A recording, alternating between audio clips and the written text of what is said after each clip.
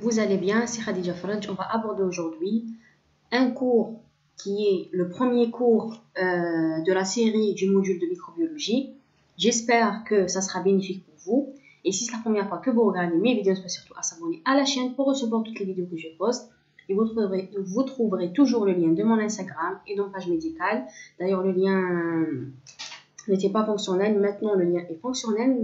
Donc, n'hésitez pas surtout à consulter Instagram et ma page médicale pour voir toutes mes publications. Alors, c'est parti. Alors déjà, l'objectif de ce cours donc, qui parle des généralités des bactéries, donc c'est d'écrire les principales caractéristiques des prokaryotes par rapport aux eucaryotes. Et, désolé. Donc, on va parler de la différence des prokaryotes par rapport aux eucaryotes. Donc, vous savez que les bactéries font partie des prokaryotes. Et, bien sûr, on va parler de la paroi des bactéries, qui est la composition la plus importante des bactéries. On va parler de sa composition, de son rôle et la différence entre les bactéries gram-positives et les bactéries gram-négatives. C'est principalement la différence de cette paroi qui font que les bactéries sont divisées en deux groupes, gram-positifs et gram-négatifs. D'accord ? Très bien. Alors, tout d'abord, il faut définir qu'est-ce que c'est qu'une maladie infectieuse. Alors, une maladie infectieuse implique toujours un agent infectieux. D'accord? Donc, c'est transmissible. Donc, l'agent infectieux peut être des parasites, d'accord? Peut-être des bactéries, peut-être des virus, peut-être des prions, peu importe. D'accord? Donc, c'est un état pathologique induit par un agent infectieux forcément. La maladie peut être aiguë et peut être chronique. Donc, ça peut être causé soit par un parasite, soit par des bactéries, des virus ou des prions. D'accord, très bien. Alors, ils peuvent être divisés en syndromes stéréotypés, c'est-à-dire qui sont caractéristiques du virus, comme par exemple rougeole, variole. Dès qu'on voit les lésions, c'est caractéristique du virus. Mais comme par exemple, il y a des bactéries qui donnent des tableaux polymorphes et des localisations très variées dans le corps, comme par exemple la tuberculose. Elle a plusieurs localisations, pulmonaires, ganglionnaires, aussi articulaires, méningées. Donc, ce sont des tableaux qui ne sont pas vraiment caractéristiques. Ils ont des localisations différentes. Bien sûr, il y a certains agents infectieux qui augmentent la survenue de certains cancers, donc cancérisation, comme papillomavirus, l'epstein-barr-virus et l'hépatite B avec le cancer hépatique. D'accord? Très bien. Alors, forcément, une maladie infectieuse, elle est transmissible. Donc, elle implique un agent infectieux. Donc, elle est transmissible. Soit la transmission, elle est interhumaine, donc entre les humains, soit par rapport à l'environnement, d'accord? Par exemple, de la nourriture vers l'homme, de l'eau vers l'homme, etc. Ou à partir de vecteurs, les insectes et les animaux. Là, le curseur ne fonctionne. Voilà. À partir de vecteurs, comme les insectes et les animaux, peuvent transmettre certains parasites, disons, comme le paludisme, ou bien des infections nosocomiales qui sont retrouvées dans l'hôpital. D'accord? C'est ça, nosocomial, donc sont en chirurgie instrumentale, etc. Bien sûr, vous voyez que les maladies infectieuses causent pas mal de mortalité annuelle. Là, on ne va pas détailler les chiffres, rien à comprendre. Très bien.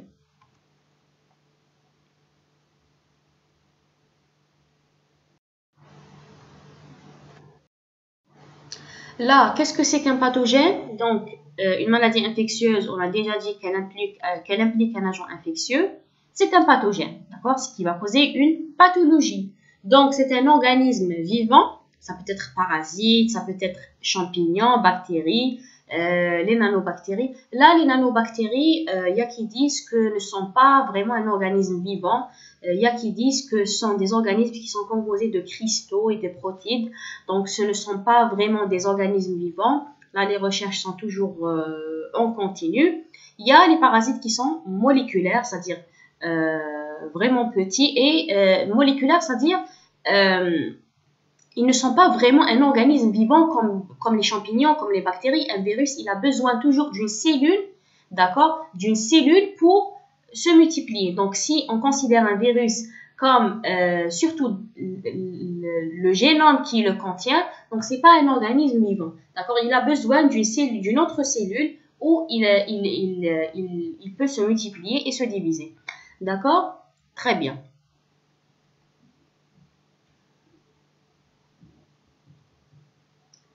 Alors, bactéries, des exemples. Donc, on va voir par la suite que les bactéries, déjà, ils sont divisés en deux types selon la forme et en deux types selon la paroi. Donc, déjà, on a les cocci et les bacilles selon la forme. Donc, les bacilles sont des bâtonnets, comme vous voyez, Listeria, Salmonella, etc.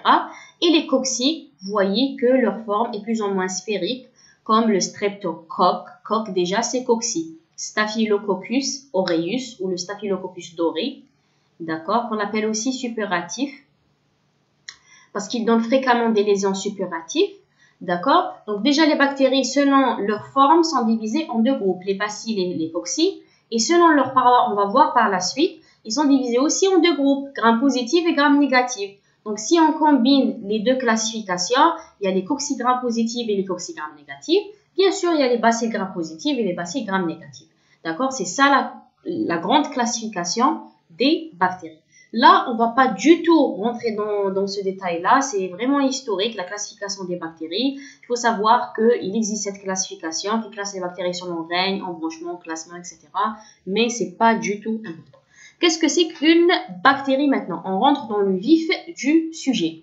Un mot sur l'historique. Donc, le terme de bactérie grec signifie petit battant, a été donné par Kohn en 1857. Celui de microbe par Sedillo, un géorgien. D'accord, c'est historique, qui désigne tous les organismes microscopiques, c'est-à-dire les organismes qu'on ne les voit pas par l'œil nu, mais qu'on voit surtout par le microscope. Donc, découverte des bactéries, la première mise en évidence des bactéries a été possible avec un microscope simple.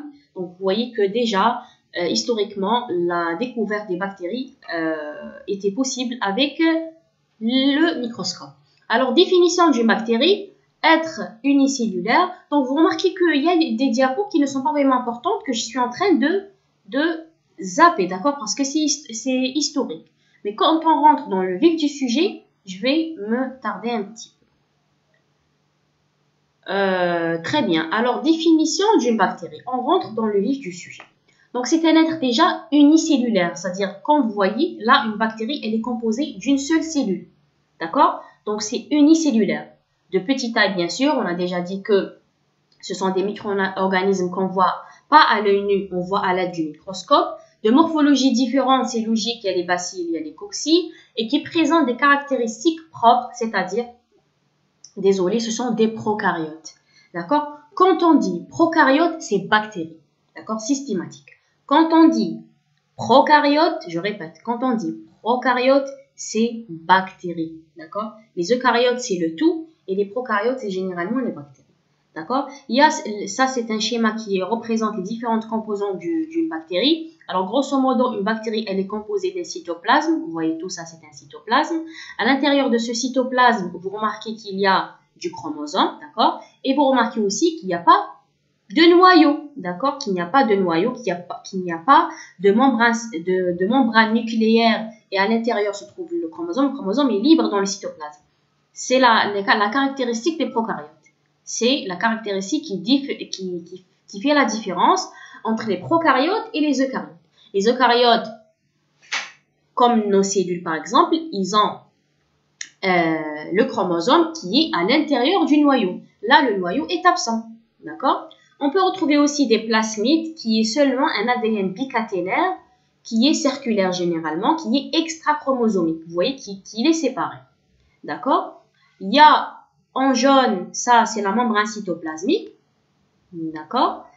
En gris, c'est la paroi. C'est ça qui fait classer les bactéries au gram positif et au gram négatif. Et en orange, disons, c'est la capsule. D'accord? C'est la capsule. Une note très importante, la membrane cytoplasmique et la paroi est présente à toutes les bactéries, à l'exception du mycoplasme, mais c'est généralement, elle est présente chez toutes les bactéries sans exception.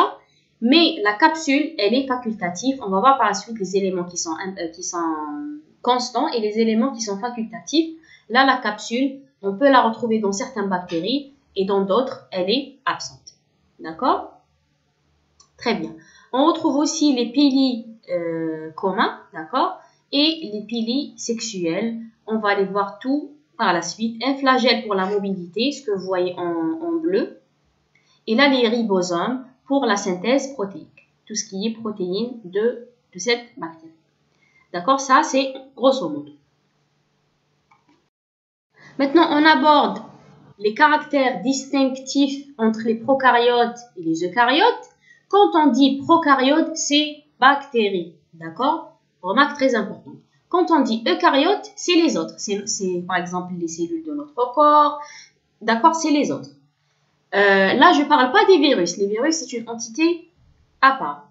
Alors, les prokaryotes, vous voyez qu'ils ont une taille petite par rapport aux eucaryotes, peu importe. Mais la majeure caractéristique, c'est que les prokaryotes n'ont pas de noyau avec membrane. Donc là, le chromosome est libre dans le cytoplasme. Tandis que là, le chromosome, ou le matériel génétique, disons, c'est pas le chromosome, le matériel génétique, il est dans le noyau. D'accord? Là, un chromosome, plusieurs chromosomes, il n'y a pas de mitose. Tant qu'il n'y a pas de noyau, il n'y a pas de mitose. Mais comme il y a de noyaux chez les eucaryotes, donc il y a des réplications par mitose. D'accord? L'ADN chez les prokaryotes est composé de chromosomes, les plasmides qu'on a déjà vu. Tant que l'ADN chez les eucaryotes, donc un noyau qui contient le matériel génétique à l'intérieur. D'accord? Chez les prokaryotes, vous avez remarqué qu'il n'y a pas vraiment des organes intracellulaires. Il n'y a pas l'appareil de Golgi, il n'y a pas les mitochondries. Donc, il n'y a pas seulement les ribosomes qui sont dans le cytoplasme. Donc, ils sont vraiment pauvres en organites intracellulaires. Tandis que les eucaryotes, ils ont des organites intracellulaires comme l'appareil de Golgi, les mitochondries, etc. D'accord? Là, la respiration chez les prokaryotes se fait à travers la membrane cytoplasmique. D'accord? C'est-à-dire la fabrication d'énergie. C'est ça la respiration, c'est la fabrication d'énergie tout court. Tandis que la respiration chez les eucaryotes, vous savez très bien qu'elle se déroule au niveau des mitochondries. Les deux ont des ribosomes, d'accord? Pas de stérol, là, le stérol c'est un lipide. Hein. Pas de stérol dans le membrane, existe du stérol dans les membranes, c'est un type de lipide. Là, l'enveloppe cellulaire chez les prokaryotes, elle est hétéropolymère glucidopeptidique, donc elle est composée de glucides et de peptides. Là, l'enveloppe cellulaire, donc cellulose et autres polysaccharides seulement dans les plantes. Et là, la mobilité, vous remarquez bien que elle est assurée par les flagelles. On a déjà vu les flagelles là. Tandis que la mobilité, là, elle est assurée par des cils. Là, vous remarquez bien que l'enveloppe cellulaire, elle est composée de glucides et de peptides. Tandis que chez les eucaryotes, là, les glucides et les polysaccharides, ils vous disent qu'ils constituent seulement, on les retrouve seulement dans certaines cellules des plantes. D'accord? Très bien.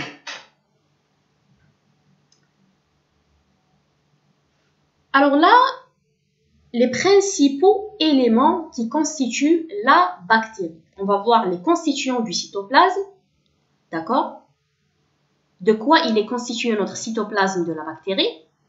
On va voir les différentes enveloppes qui enveloppent la bactérie. Commençons par la membrane cytoplasmique qui est trouvée chez toutes les bactéries. Donc, c'est un élément important, c'est un élément constitutif, c'est un élément, disons, obligatoire. La paroi, d'accord? La paroi qui se retrouve, je vous ai dit, toutes les bactéries sauf les mycoplasmes. Les mycoplasmes, c'est un type particulier de bactéries qui ne possède pas de paroi. La capsule, d'accord? La capsule, elle est retrouvée seulement chez certaines bactéries, donc c'est un élément facultatif, d'accord? Le glycocalyx qui est là, on va le voir par la suite, toujours un élément facultatif, certaines bactéries, d'accord?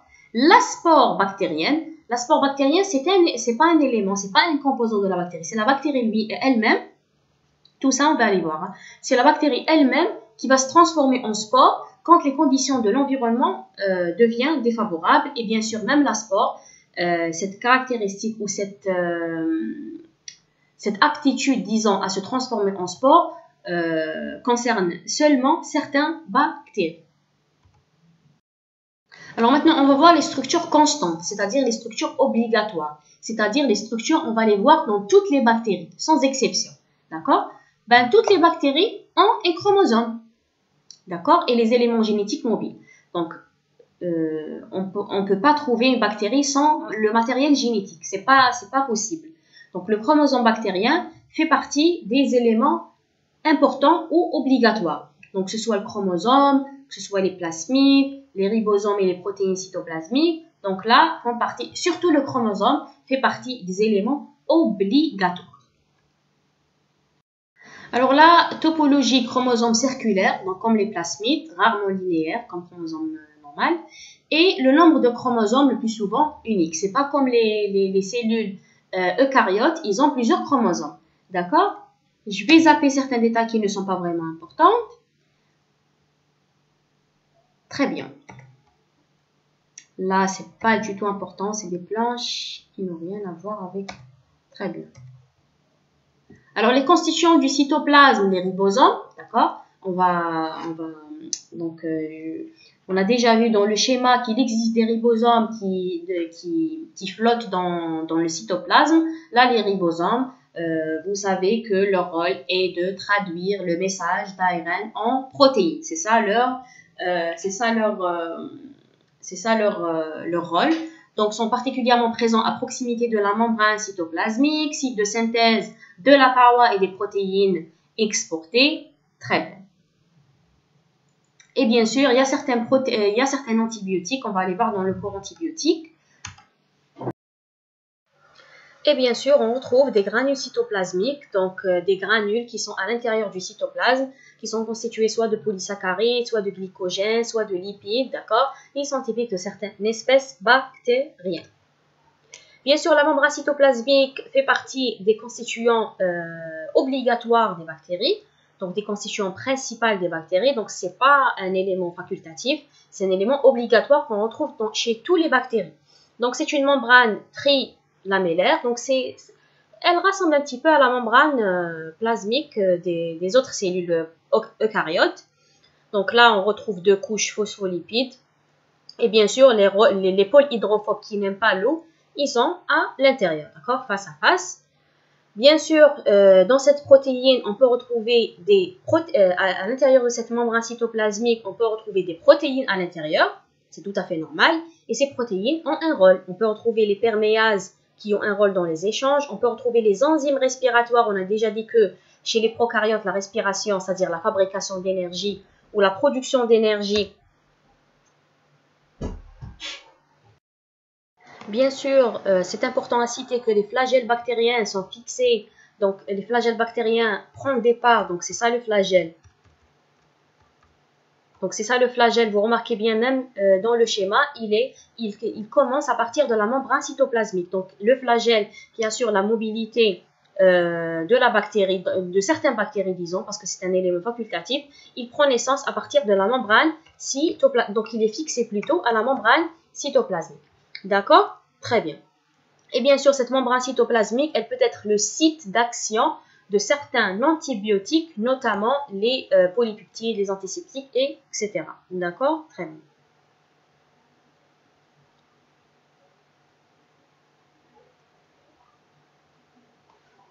Alors, la paroi des bactéries. Donc, c'est la deuxième enveloppe. Donc, on a en jaune la membrane cytoplasmique.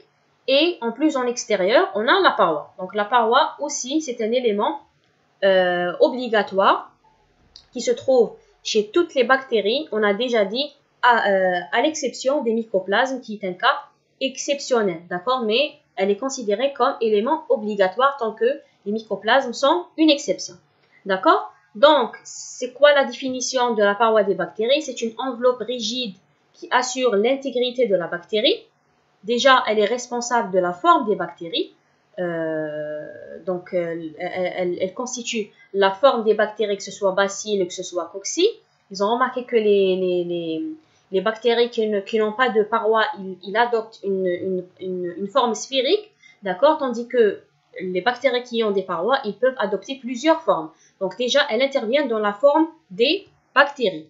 Donc, protège des variations de pression osmotique, donc c'est un élément de protection. Et bien sûr, on a déjà dit qu'elle est absente chez les mycoplasmes, qui est une forme particulière de bactéries. Très bien. Bien sûr, en dehors des bactéries halophiles et thermophiles, déjà la partie commune à toutes les parois bactériennes est le peptidoglycane. Donc le peptidoglycane est un élément toujours qu'on le retrouve au niveau de la paroi bactérienne. D'accord? Qui constitue l'enveloppe la plus interne. Donc, voyons un petit peu, on a déjà dit au début de la vidéo, là ce sont des informations très importantes, ce que je vais expliquer. Donc, concentrez-vous avec moi, d'accord? Donc, la paroi bactérienne, on a déjà dit au début de la vidéo qu'elle aide à diviser les bactéries en deux groupes, les grammes positifs et les grammes négatifs. C'est surtout la différence des constituants de la paroi qui nous aide à classer la bactérie soit en grammes positifs, soit en grammes négatifs. Alors, on va voir par la suite les parois des bactéries grammes positifs. On va commencer par les bactéries grammes positifs. Quels sont les constituants de la paroi des bactéries grammes positifs? Alors là, ce que vous voyez là, le curseur, c'est la membrane cytoplasmique. Ce n'est pas notre sujet. De là commence notre paroi. Alors, tout ce qui est cette charpente-là, ce que vous voyez, elle est un peu transparente, c'est ça le peptidoglycane. D'accord? Le peptidoglycane, qui est un ensemble de sucres qui sont peptidoglycanes. C'est-à-dire, c'est un ensemble de sucres qui sont reliés par disons, des acides aminés ou des protéines. D'accord? Par des acides aminés. D'accord? C'est ça le peptidoglycane. Vous remarquez bien chez les bactéries gram positives, le peptidoglycane est très épais. Donc, vous voyez l'épaisseur du peptidoglycane qui est l'un des constituants de la paroi. À côté du peptidoglycane, on retrouve des protéines de surface, d'accord, qui constituent aussi la paroi des bactéries gram positives. Et on retrouve des acides, notamment l'acide técoïque qui prend naissance à partir du peptidoglycane. Voici l'acide técoïque, ce qui est court. Et l'acide lipotécoïque, ce qui est lent, d'accord, l'acide lipotécoïque, vous remarquez bien qu'il prend naissance à partir de la membrane cytoplasmique, d'accord. Là, ils ont un rôle antigénique. L'acide técoïque, il a un rôle antigénique, et l'acide lipotécoïque, il a un rôle, disons, accessoire, d'accord. Très bien. C'est ça la paroi des bactéries gram positifs.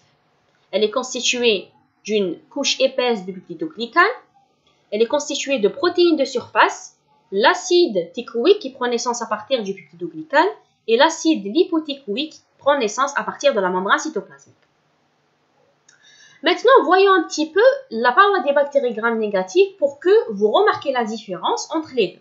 Alors, la paroi des bactéries gram négatives, alors ça, c'est la membrane cytoplasmique.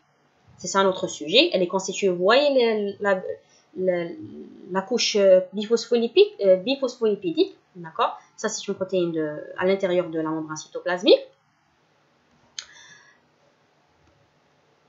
Entre la membrane cytoplasmique, d'accord? D'ailleurs, commençons avec la membrane externe. Là, il existe une membrane externe qui ressemble un petit peu à la membrane cytoplasmique, d'accord? Et cette membrane externe contient des protéines et contient des lipopolysaccharides. Lipopolysaccharides, c'est-à-dire un lipide qui constitue aussi de plusieurs sucres, donc des chaînes de plusieurs sucres. Donc, lipopolysaccharides, où est le curseur? Lipopolysaccharides, d'accord? C'est une membrane externe. Entre cette membrane externe, concentrez-vous très bien avec moi, entre la membrane externe et la membrane cytoplasmique se trouve un espace. Et cet espace, on l'appelle espace périplasmique. Cet espace, on l'appelle espace périplasmique. À l'intérieur de cet espace, disons au milieu de cet espace, se trouve une fine couche de peptidoglycane. C'est pas comme les bactéries gram positives, le peptidoglycane est une couche très épaisse. Là, vous remarquez les bactéries gram négatives, c'est une fine couche de peptidoglycane. Il est présent, mais c'est une fine couche. Donc, grosso modo, la paroi des bactéries gram négatives, elle est constituée d'une fine couche de peptidoglycane et d'une membrane externe. Et sur la membrane externe, on retrouve des protéines et on retrouve le lipopolysaccharide. Donc, j'espère que c'est clair. D'accord? Donc, chez les bactéries gram négatives, le peptidoglycane est une couche mince, peu dense, et on retrouve une membrane externe qui contient lipopolysaccharides, etc. D'accord? La membrane externe assure la cohésion avec le peptidoglycane. Et bien sûr, elle contient les protéines qui sont des porines qui permettent le passage des molécules, nutriments, etc. D'accord? Très bien. Donc là, la structure chimique et la différence entre les bactéries gram positives et gram négatives, c'est seulement un récapitulatif. Le peptidoglycane, il est épais chez les bactéries gram positives. Les gram négatives, il est fin, donc c'est une fine couche. Les acides thécoïques et l'hypothécoïques, elles sont présents chez les bactéries gram-positives, absents chez les gram-négatifs. D'accord? Les porines, elles sont absentes chez les gram-positifs, ils sont présents chez les bactéries gram-négatifs. Les lipopolysaccharides, ils sont absents chez les bactéries gram-positives, présents chez les bactéries gram-négatifs. C'est ça les caractéristiques majeures. Et les porines, on a déjà vu les porines, elles sont absentes chez les bactéries gram-positives et présentes chez les bactéries gram-négatives. Alors le peptidoglycane, on a déjà dit qu'ils sont des chaînes glucidiques reliées entre eux par des chaînes peptidiques. Voici les chaînes glucidiques, ils sont reliés entre eux, voici les chaînes glucidiques, qui sont reliés entre eux par des peptides. D'accord? Très bien. Voici les chaînes glucidiques. Les chaînes glucidiques sont pratiquement, les chaînes polysaccharidiques, c'est N-acétylglucosamine, NAG, voici, et N-acétylmuramique, donc NAM, le voici. Et bien sûr, les chaînes peptidiques sont formées de minimum de 4 acides aminés, donc qui relient entre eux les chaînes glucidiques. D'accord? Très bien.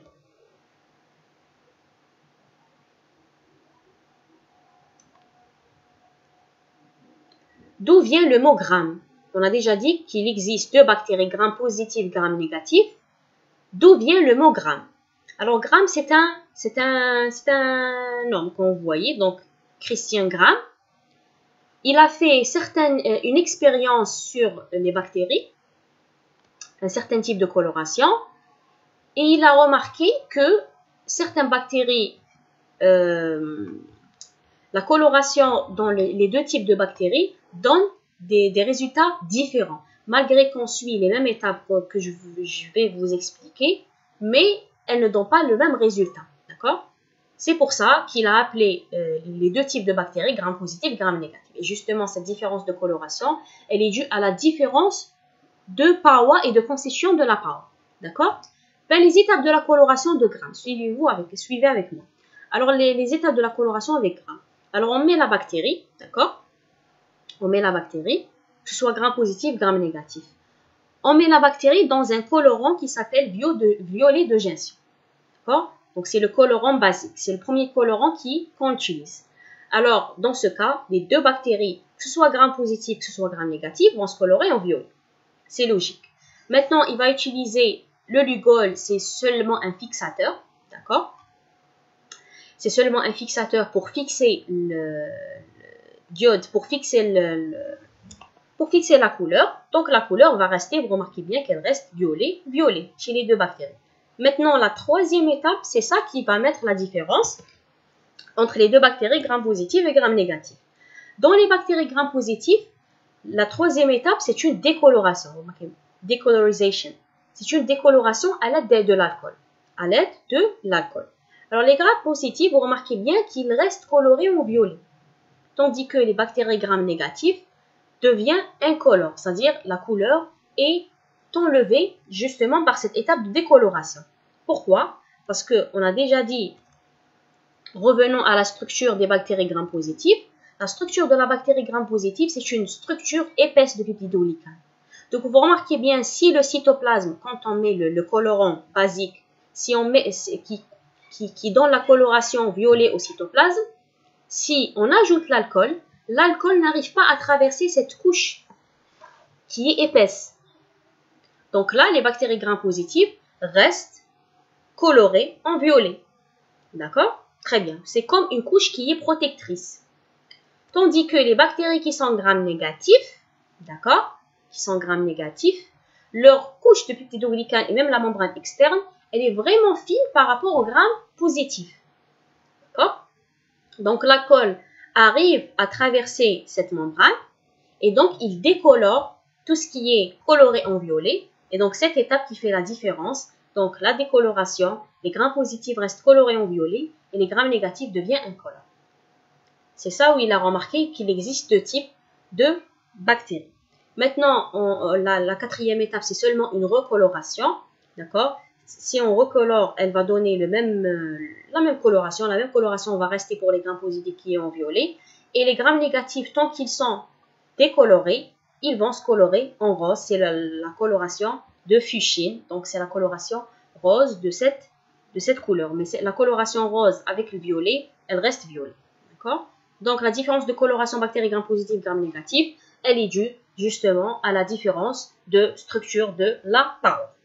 C'est ça la coloration de Gram. J'espère qu'elle est claire.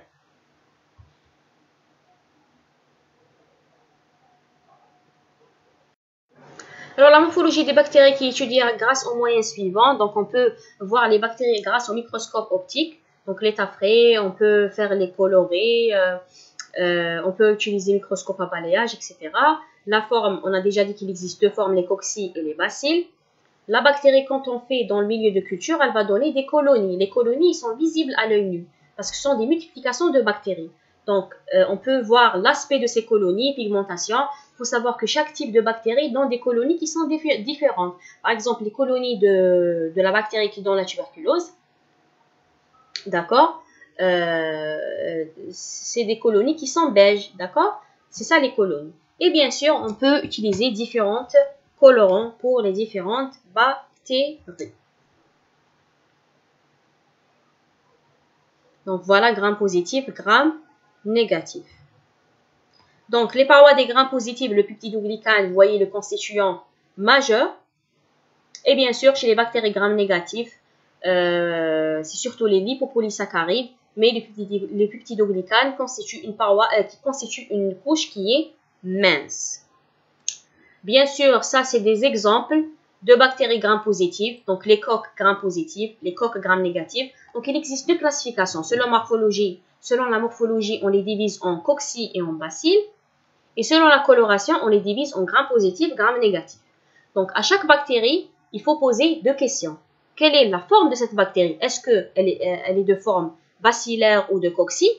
Et quelle est la coloration de cette bactérie? Est-ce que c'est une bactérie gram positive ou gram négative? Donc, c'est une combinaison de ces deux classifications. D'accord? Très bien.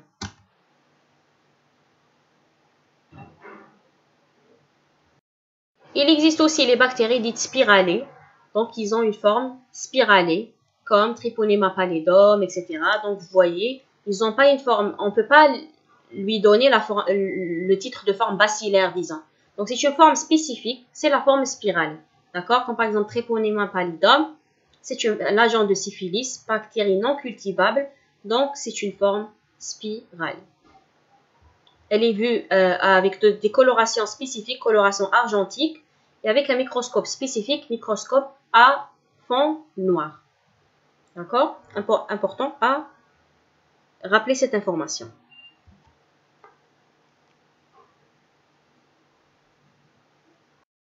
Une bactérie un peu spéciale, qu'il faut garder en tête, mais à part des autres bactéries, ce qu'on les appelle les mycobactéries. Il faut savoir que les mycobactéries, c'est comme une famille qui contient plusieurs types de bactéries, mais la bactérie la plus caractéristique de cette famille, c'est Mycobacterium tuberculosis. C'est celle qui va donner la tuberculose. D'accord? Donc, c'est une structure, la paroi de cette bactérie, elle a une structure très spéciale. Donc, on peut même les classer gram positif ou gram négatif. D'accord? Elle est, certes, elle a la structure des bactéries gram positives, elle vire, c'est-à-dire elle est plus proche de la structure des bactéries gram positives, mais il faut savoir que la paroi constitue à elle-même une entité à part, d'accord? Elle ne rassemble pas aux bactéries gram positives et aux gram négatives. Mais si on doit les classer à l'un de ces types, on peut choisir les gram positifs. Elle rassemble un peu aux bactéries gram positives. Mais il faut savoir que cette bactérie Mycobacterium tuberculosis, la paroi, elle est riche. Ce qui la caractérise, c'est que la paroi, elle est riche en acide mucolique. Donc, voici l'acide mucolique.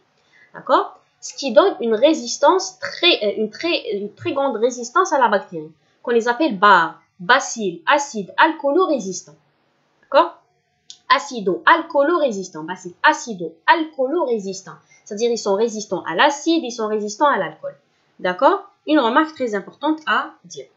La coloration de Ziehl-Neelsen pour caractériser le Mycobacterium tuberculosis BAR. D'accord? Coloration de l'oramine, etc. Maintenant, on a fini avec les éléments obligatoires. Les éléments obligatoires, c'est le matériel génétique, le cytoplasme, les constituants du cytoplasme, les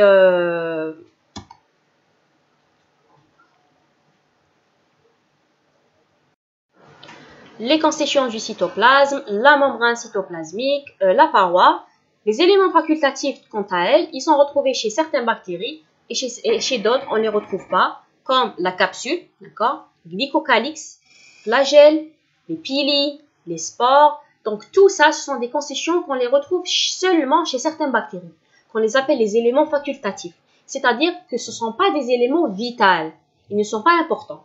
Ils sont retrouvés chez certaines bactéries.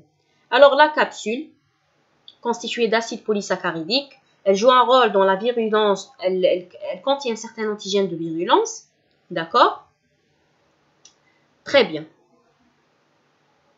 Le glycocalyx, quant à lui, ce sont des fibres polysaccharidiques. Vous remarquez bien, c'est ça le glycocalyx, c'est cette couche qui est au-dessus de la bactérie.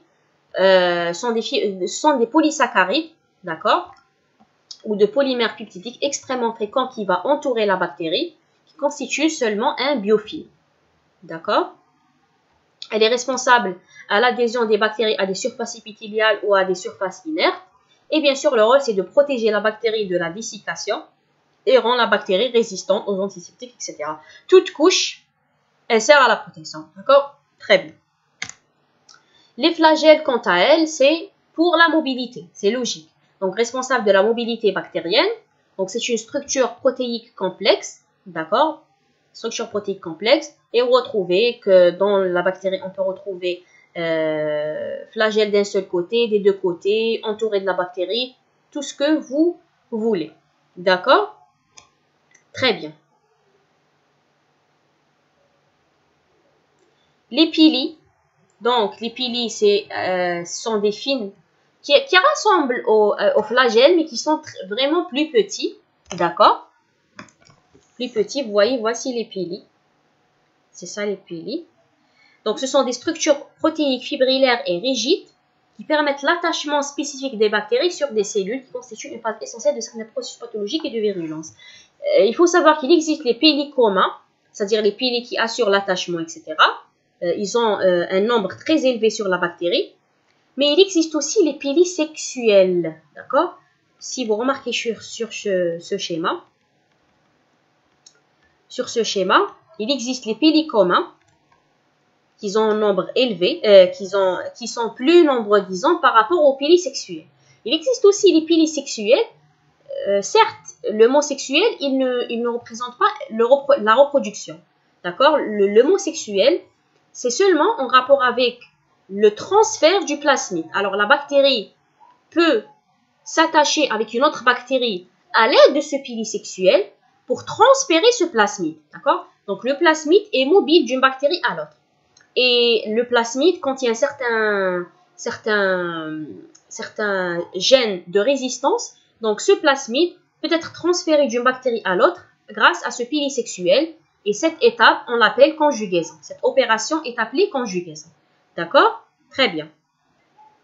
Donc, il existe les pili communs qui servent à l'adhésion et les pili sexuels qu'on appelle aussi les pili de conjugaison. Donc, le rôle, c'est transférer l'information génétique de résistance de la bactérie. Donc, vous voyez, ça, c'est un pili sexuel entre deux bactéries. Ça, c'est un pili sexuel. D'accord? Les plasmides, petits chromosomes ADN bicaténaire circulaire ayant une réplication indépendante. Donc, c'est un ADN bicaténaire et circulaire qui est extra-chromosomique. Vous allez retrouver dans les QCM, ils vous disent chromosomique, c'est faux. C'est extra-chromosomique. C'est en extra du matériel génétique de la bactérie, capable de se transmettre aux cellules filles lors de la division et même par la conjugaison, on a déjà vu.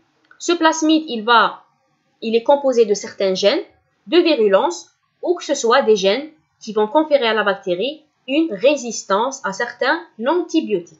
D'accord? Une résistance à certains antibiotiques. La dernière forme des bactéries, c'est pas un constituant, c'est une forme. Certaines bactéries ont la capacité de se transformer en spores. Donc, vous remarquez certains, donc c'est pas obligatoire. Certaines bactéries ont la propriété de se différencier en forme de survie quand les conditions de l'environnement deviennent défavorables à la multiplication de cette bactérie, qu'on appelle spore.